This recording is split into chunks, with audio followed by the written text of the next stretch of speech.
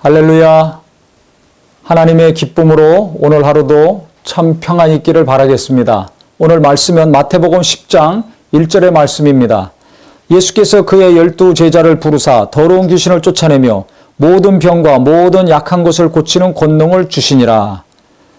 예수님이 제자들을 이제 부르시고 제자들에게 많은 말씀을 하시는데 그 내용을 기록하기 이전에 첫 번째 무슨 말씀이 있냐면 12 제자를 부르시자마자 더러운 귀신을 쫓아내며 모든 병과 모든 약한 것을 고치는 권능을 주시니라, 이 말씀으로 시작을 합니다.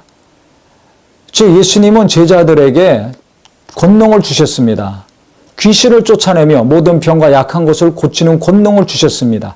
즉 능력 있는 제자를 성경은 처음부터 말씀하고 있습니다.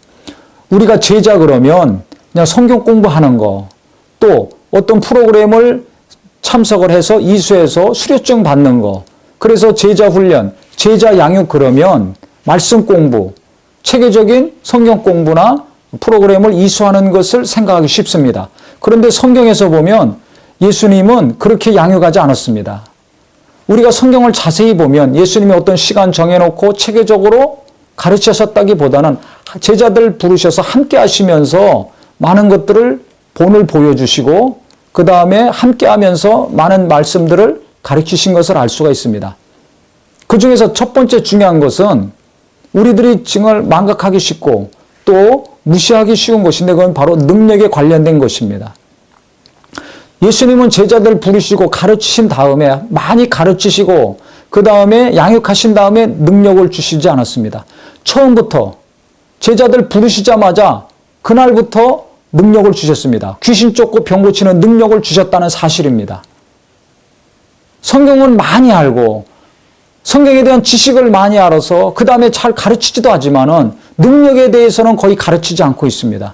귀신 쫓고 병 고치는 것에 있어서는 특별한 사람이 하는 것이거나 아니면 아예 거기에 대해서는 문을 닫고 언급을 안 합니다. 가르치질 않습니다.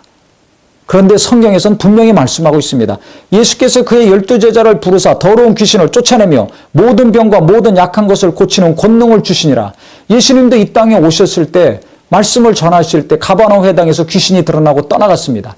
가시는 곳곳마다 말씀만 전하시고 천국 복음만 전파하신 것이 아니라 귀신 쫓고 병 고치는 사역을 균형 있게 계속 같이 하셨다고 분명히 성경은 반복해서 기록하고 있습니다.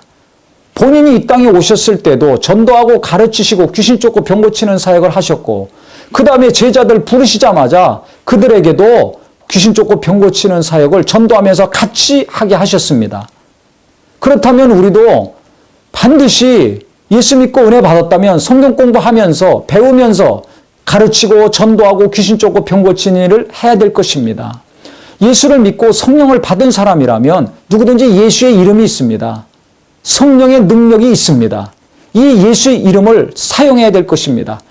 예수 믿는 믿음을 가지고 구원받은 것으로만 만족하지 말고 예배하고 기도하고 헌금하는 것으로만 만족하지 말고 주님이 말씀하신 것처럼 내가 예수 믿는 사람이라면 예수를 따르는 사람이라면 믿는 자들에게 이런 표적이 따르리니 저희가 내 이름으로 귀신을 쫓아내며 새 방언을 말하며 무슨 독을 마실지라도 해를 받지 아니하며 병든 자에게 손을 얹은 즉 나으리라.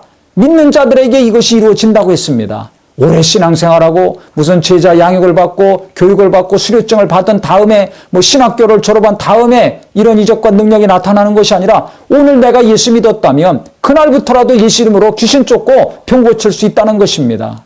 그래서 제자들 부르시자마자 이들에게 많은 것을 가르치시고 그 다음에 훈련시키시고 본을 보여주시는 많은 시간을 지난 다음에 이 능력을 주신 것이 아니라 처음부터 이 능력을 주셨습니다.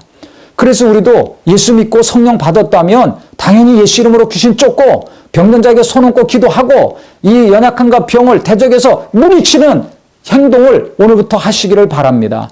머리 쓰고만 알고 있는 지식의 말씀이 아니라 내 가정에서부터 아이들이 아프면 손 얹고 기도하고 정말 예수 이름으로 귀신을 쫓아내시기 바랍니다. 부부간에도 아프면 예수 이름으로 귀신을 쫓아내고 손 얹고 기도하기 바랍니다.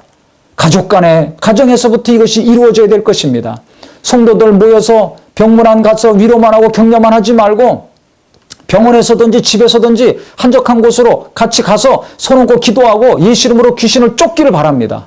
저도 병원 신방 가면 그 환자 손 얹고 기도하고 붙들고 안수하고 기도하고 어떤 경우는 그 자리에서 귀신도 쫓습니다.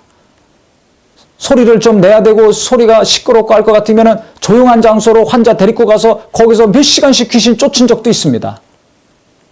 그래서 불치병 걸려서 고통당하는 젊은이였는데 몇 시간을 쫓았습니다. 결국 그 사람 결혼하고 자녀 낳고 지금 잘 살고 있습니다. 결혼도 할 수 없고 자식도 낳을 수 없는 중한 병이었지만은 수시간 동안 귀신 쫓고 또 많이 기도하고 했을 때 결국은 하나님이 놀라운 역사를 일으켜 주셨습니다. 그래서 병원에서 하든지 교회에서 하든지 직장에서 하든지 가정에서 하든지 어디서든지 간에 우리가 병든 자들이 있다면 귀신 쫓고 병 고치는 거, 손 얹고 간절히 기도하는 거 지속적으로 해야 될 것입니다. 한 번 해서 한다면 또 하면 됩니다. 예수님은 하나님의 아들이시고 충만하신 능력이 있는 분이니까 한 번에 다 끝나셨지만 우리는 능력이 없습니다. 순종해서 하는 것입니다. 그래서 한 번에서 안 되면 또 하고 두 번에서 안 되면 또 하고 지속적으로 기도하고 손 얹고 예수 이름으로 귀신을 대적한다면 마귀를 멸하러 오신 예수, 세상 권세 잡은 마귀를 멸하시고 일생에 매여 종로로 단 우리 모든 자들을 정말 구원시키신 예수님의 능력이 우리 모두에게 분명히 있습니다. 마귀를 멸하신 예수, 부활하신 예수 아닙니까? 사망 권세를 깨뜨리시고 마귀의 권세를 깨뜨리시고 부활하신 능력의 예수 아닙니까? 그래서 예수 이름이 능력 있는 겁니다. 우리 모두가 예수 이름을 사용합시다. 예수 이름으로 귀신을 물리칩시다. 병든 자 그냥 위로만 하지 말고 안수하고 기도하고 그 다음에 예수 이름으로 그 병을 물리치고 귀신을 꾸짖읍시다. 귀신은 떠나갈 것이고 하나님의 영광을 볼 수 있을 것입니다. 그래서 두려워하지 마시고 제자들에게 부르시자마자 이 병 고치고 귀신 쫓는 능력을 주신 것처럼 예수 믿는 자들은 능력이 있어야 됩니다. 능력 없는 것이 정상이 아니라 능력 있는 것이 정상입니다.